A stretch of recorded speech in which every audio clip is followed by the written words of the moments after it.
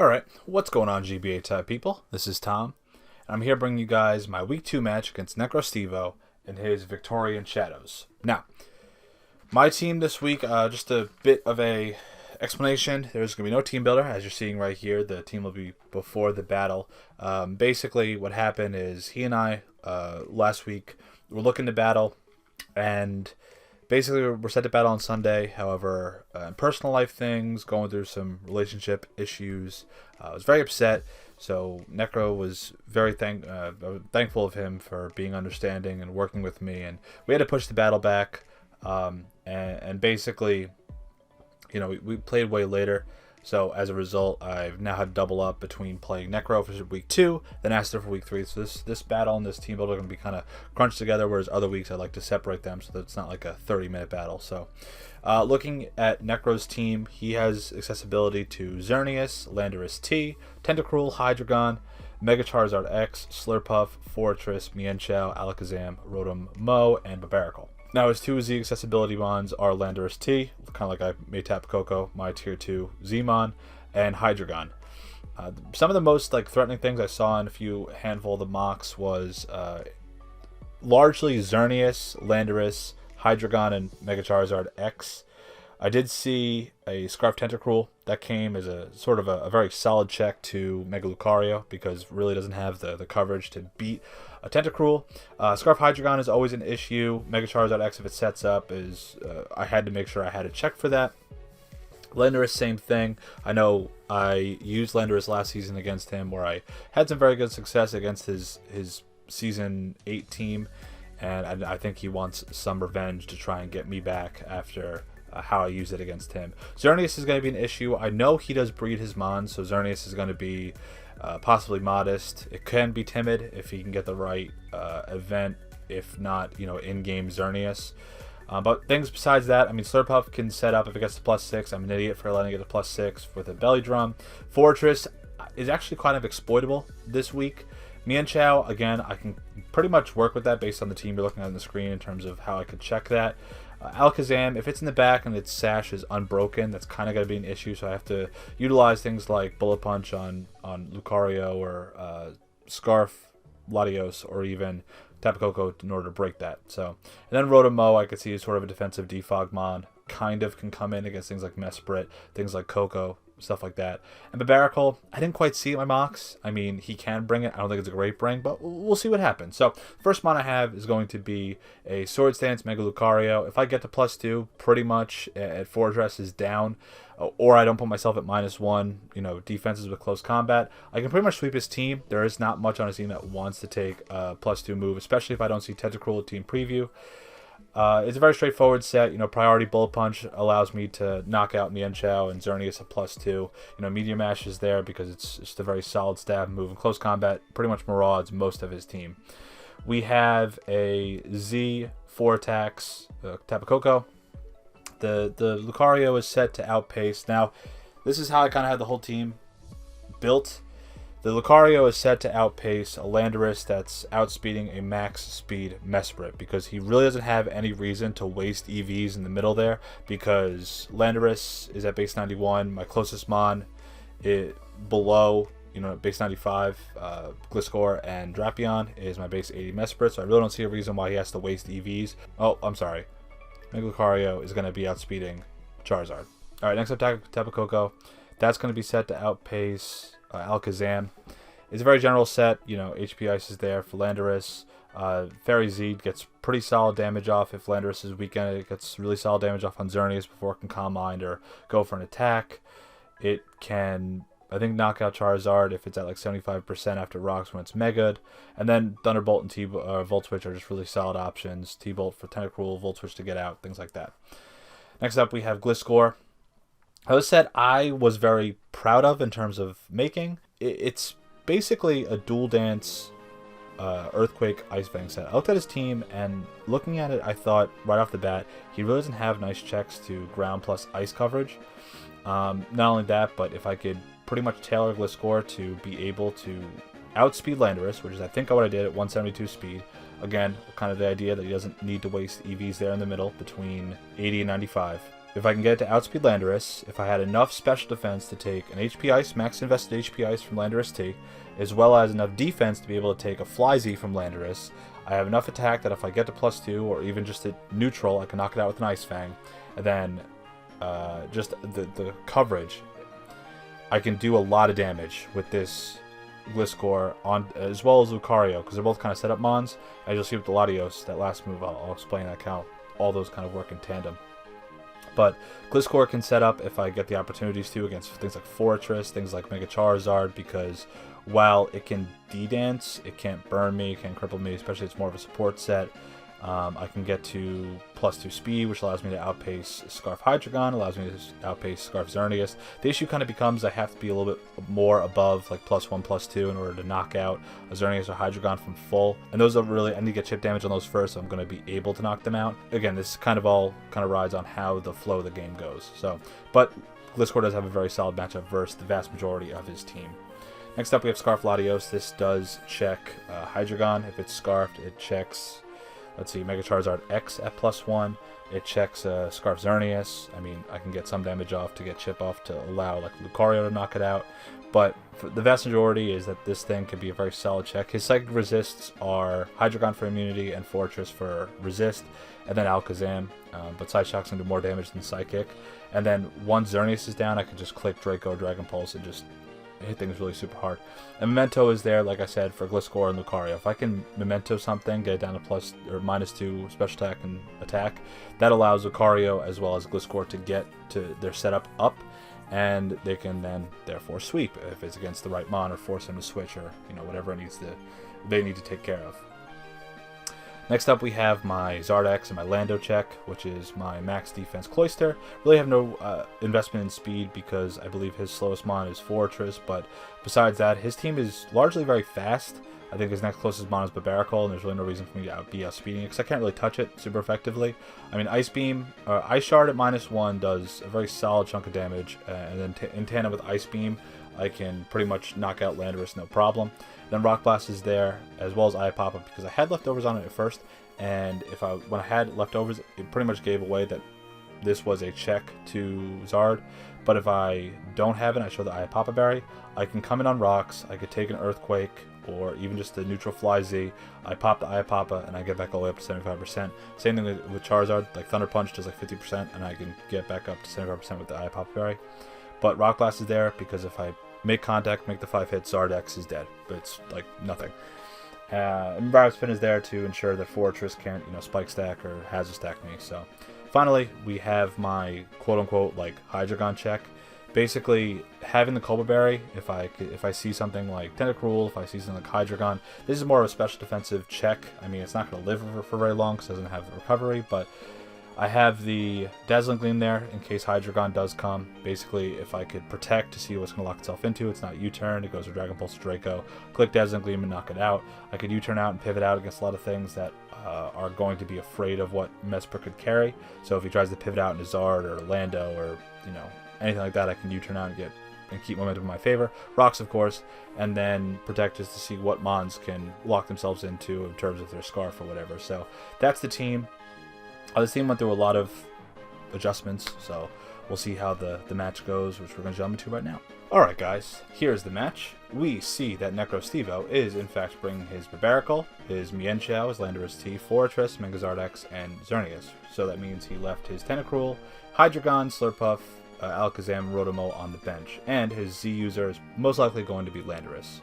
So I'm looking at his team, and in the mocks, I was split basically between leading off with Mesprit, leading off with Tapu Koko. I led off with Tapu Koko and led off with Landorus, and I did have rocks, which I was seeing. I'm kind of in a dead place because I only have Volt Switch, and I really don't want to burn my Z move because I'm unsure about if Necro is going to click U-turn, click rocks, click Earthquake. If he clicks Earthquake, I lose Koko right off the bat, and that's a lot of stopping power from my team gone immediately. So really don't want to do that. So instead, I think the agreement, of course, discussing who I was building with, was to lead off with Mesprit and get up rocks as soon as possible. So that is going to actually be like my game plan. And again, I'd like to thank Necro for being understanding and working with me, and being so patient with my schedule and his schedule. I know he works a lot and I work a lot, and just very nice guy and someone who I enjoy playing every single season. I know I haven't said that yet, but I truly mean that. So he leads off with Barbarical. So if I left with Coco, it's put in a great position, but he could have also just hard switched out in the Lando, which probably wouldn't have been good. So he goes for Liquidation, and based on that damage, like I know I'm max HP and with no defense investment, but Jesus, we see that he is Jolly with a attack boosting item that's not like a Life Orb, or he is what's it called? He's Adamant. So, but he's some sort of offensive set, which is a good bring. I mean, this is a pretty solid breaker for a lot of my walls. Like Mesprit, I mean, it wasn't doing much without seeing like Hydreigon there, so it wasn't really like a great bring. So whatever. I go into Cloyster as he goes for Low Kick. I was thinking he would go for Stone Edge here, but Low Kick is also a very solid move. I didn't really have anything great to switch into, mostly because with that at 100%, I mean, okay, hold on. If he had Stone Edge, right, which I kind of expected, I didn't want to switch in Coco, especially if he is like an attack boosting set, right? I see he has Low Kick. Now, I could have made the bold play and gone out into something like Latios and clicked Psyshock, clicked Dragon Move, or I could have went out into Coco and resisted that. But on the same token, like that's not something I want to gamble on, especially this early in the match, because I wanted to get more information about this Barbarical. So I am going to switch out because I don't want him to knock out Cloyster, and at the range I'm at right now, I could take a neutral Thunder Punch. I could also take a Stone Edge, as well as an Earthquake from a Landorus, and if he goes for U-turn, he puts me in Eye Popper range, so I get my HP all back. Sort of a derailment in the first few turns based on this Barbarical, mostly because I didn't have like a great switch in to bring in against this Barbarical. A very good, solid lead for Necro. I guess maybe I sort of expected him to just click Rocks the same time I clicked Rocks with Mesprit, because obviously I don't think you want to put Rocks on Landorus, but I mean, but he also has Fortress, so whatever. Alright, I'm switching out. And I'm going to go into Mesprit just to sack it off, because again, it really doesn't do all that much. I mean, it's Spadef, so yeah, I could have sort of checked Weeva or Mienshao. But against things like Landorus, things like, Fortress, it's not the greatest switch in. So, whatever. I got the damage off that I needed to against this Barbarical, so that I could bring in Tapu Koko and just kind of Volt Switch out, which is basically what I'm going to do. I lose my Mesprit pretty early, but we'll be able to recover from this. So I'm going to click Volt Switch here, as he makes it very, he makes it the aggressive switch, and he goes out into Landorus, which is very solid on his end. And, obviously I'm not going to be able to pivot out, but that's all fine and good. I don't know, obviously with the Rocks I'll be able to see if he's leftovers or something, but with the Volt Switch not going through, I don't see what item he is, and I definitely don't want to take the risk and him being Scarf right there. And I'm going to go right into Cloyster, because again, unless he Swords Dances right here, I mean, I'm not at -1, so the Ice Shard is going to do a solid like 60+% damage. And my thing here is I do click Ice Shard. I was 50-50 between going for either Ice Beam or Ice Shard. We see I click Ice Shard because I guess in my mind, I know he's faster. Obviously, the Rock Polish doesn't really make any difference, but if he was like Roxy or Flyzy and he tries to knock me out here, because Earthquake wasn't knocking me out, he could have pivoted out, but at +2 I doubt he had U-turn. And if he went for like Flyzy or Rocky MZ, he would have knocked me out outright. I figured I want to get damage off on Landorus so that I could bring in something like Lucario, rather than going for Ice Beam, being slower, him knocking me out, and then there's still Landorus right in front of me. Now, we see the Ice Shard does a very solid chunk of damage. If I clicked Ice Beam there, he would have gone first. Earthquake, as you see right here, would have put me down to very low, 8 HP.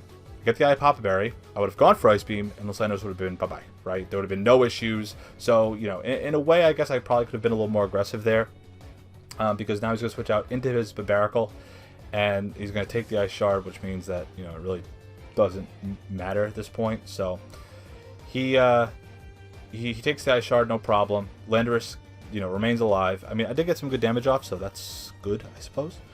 But I'm going to switch out because, again, I want to keep this as my Landorus check as well as my Zardex check. So I'm going to go out into Gliscor, as I expect him to go here for Low Kick or Stone Edge. It's not going to do all that much damage, and I know outspeed, so I should be able to go for Earthquake, even though that Stone Edge is a very, very big chunk of damage. If he made the big boy play and went for Liquidation there, I probably would have died outright. So I am going to here I was 50-50 again. I could have went for Ice Fang and been able to knock him out right here, but I do go for Earthquake, as he does get to the -1. Even, I think, after that Ice Shard damage, or even before it, the Ice Fang was going to knock him out regardless. But if he clicks like Roxy or Flyzy here, Roxy doesn't kill me, but Flyzy does. But here's what annoyed me the most, alright? He goes first. I was EV'd so that he was... So I was faster than him if he was outpacing Mesprit.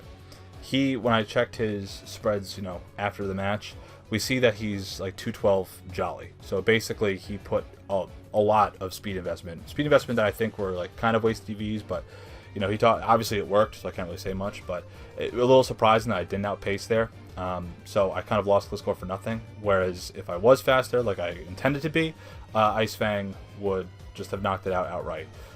It's kind of weird because Nate didn't quite EV week 1, up or down to get close to others like speed tiers, whereas I guess Necro I thought he would, so yeah, whatever.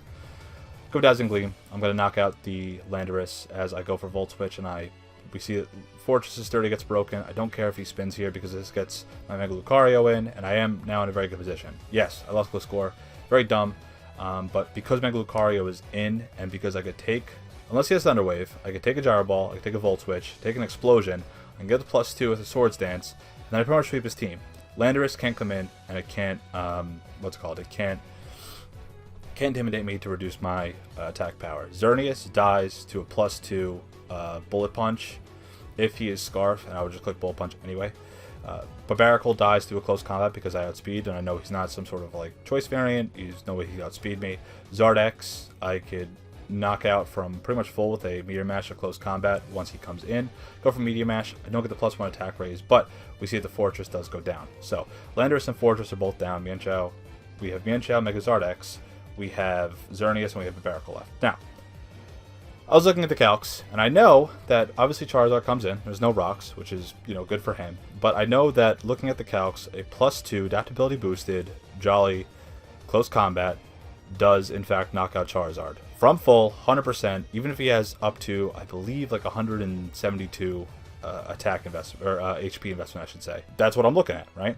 And after that, Mienshao goes down to a +2 Bullet Punch. Barbaracle goes down to a close combat or a Meteor Mash. I plug those comebacks, I don't miss. And then Xerneas goes down to a +2 Bullet Punch.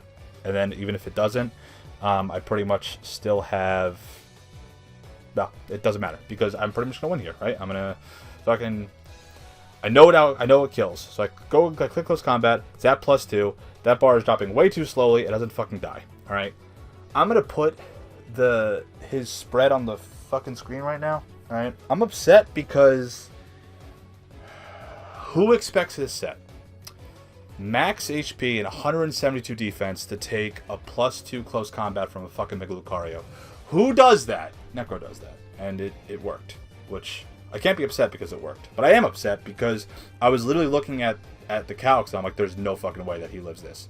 And in any reality, any universe that I would reasonably be in, I would not expect that a Zardex or a Charizard would live a fucking +2 close combat from an adaptability Mega Lucario.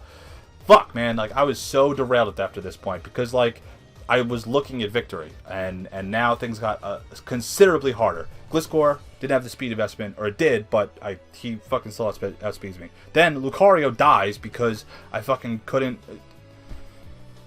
So mad about that Charizard set. So, I fucking killed Zardex. He goes into Xerneas. If this thing is Scarfed, I wanted to sack off my Cloyster because there's no reason for me to just let Coco die. Because if Coco dies here, basically I lose because, the Latios can outspeed, but I need damage off first with the Moonblast or with Fairy Z to be able to then knock it out with Psyshock, because it would do a considerable amount of damage. Then I'd be able to kill Mienshao and Barbaracle both with Psyshock because they're Scarf, right? And doesn't matter because he Scarf Xerneas. So because of fucking defensive Charizard, I lose. And I'm like, listen, there's no fiber in me that would ever expect that set. There's no fiber in me that would calc that set. I would expect that there would be other things on his team that would be able to live that type of hit. Not a fucking max HP, 172 defense Charizard. And like, while I'm upset that I lose here to like that, I mean, I can't be mad because that's immaculate planning by Stevo. Now, while I tried to contain the salt, contain the upset, right, bad week, and now this match happens, Necro ends up telling me that because I gave him the longer time, he changed his Zinnia set from Specs to Scarf, which obviously did make a difference because he would have knocked out my Cloyster, right? So the end game still would have been the same, right? Knocked out my Cloyster, I would have gone to Coco, got off the Fairy Z, and then, like I said, Scarf Psyshock would be able to knock out the Xerneas based on the HP it was at, knock out the Mienshao, because even if he went for knockoff, or unless, you know, Assault Vest doesn't matter, Scarf doesn't matter, because unless he goes for knockoff, I'd be able to outspeed the first time. He wouldn't be able to kill me with the second one. So, and then Barbaracle would have been slower. So, it really wouldn't matter. Just, it sucks that he had the extra time, so he changed his Xerneas set. Right, not only that, I think he also made one other change. I think he said he brought Barbaracle because it was working better in his mocks. And then he also said that the Charizard, he didn't want to ask in the server earlier this week if we had to Mega Evolve, which obviously I knew it doesn't really make a difference with Lucario, and I thought the same thing when I was fighting Nate last week, but, you know, because he was able to not have to Mega Evolve, he was able to live that +2 close combat. If he had to Mega Evolve, then basically he wouldn't be able to live that close combat because he'd lose the flying type, and that Zar would just dropped. So, you know what? Good game against Stevo now. He's 2-1 against me because he did bot me the end of last season, even though I beat him earlier in that previous season. And then now he wins with a very outlandish set. I honestly, there's no doubt in my mind that should not be like a top 5 play, because that is, wow. There's no part of me that would ever expect something like that. So, listen, GG to Stevo. While I'm upset that I lost, into something I would never expect to, I can't really be mad outside of the, you know, how I prepped and how I played and all that. So, again, GG. Hopefully I can get my revenge next time I play him, because I know he's not going anywhere. I genuinely appreciate him being so patient and understanding in terms of my schedule and, you know, what's going on with my life. And, you know, I always look forward to playing Stevo. And obviously, if you guys aren't aware of this, these are some very good games between he and I. Playing Stevo reminds me a lot of playing Cooper, which they both breed. They're both very humble, very genuine dudes. So, again, thank you, Stevo. My salt is my salt, but I appreciate you as a person. So, we're going to go into week 3 now. We have Aster, and that's going to be a tough match, too. His team is very threatening with things like Lunala.